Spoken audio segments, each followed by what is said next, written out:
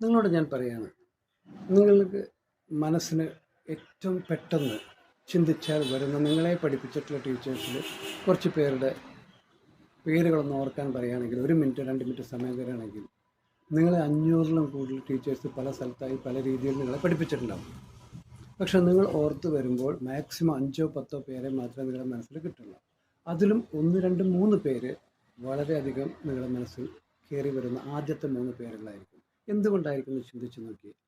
ആ ടീച്ചേഴ്സാണ് നിങ്ങളെ സംബന്ധിച്ചിടത്തോളം ഏറ്റവും കൂടുതൽ നിങ്ങളിൽ ഇമ്പ്രഷൻ ഉണ്ടാക്കിയിട്ടുള്ള, നിങ്ങളുടെ വ്യക്തി ജീവിതത്തിൽ പല രീതിയിൽ നിങ്ങളെ സ്വാധീനിച്ചിട്ടുള്ള ചില കാര്യങ്ങൾ തന്നിട്ടുള്ള കാണിച്ചു തന്നിട്ടുള്ള ആ ടീച്ചേഴ്സ് ആയിരിക്കും അവർ.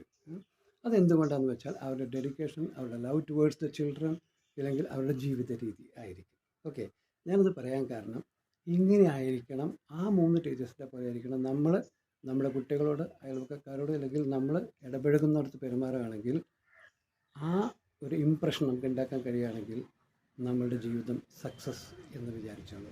ഓക്കെ.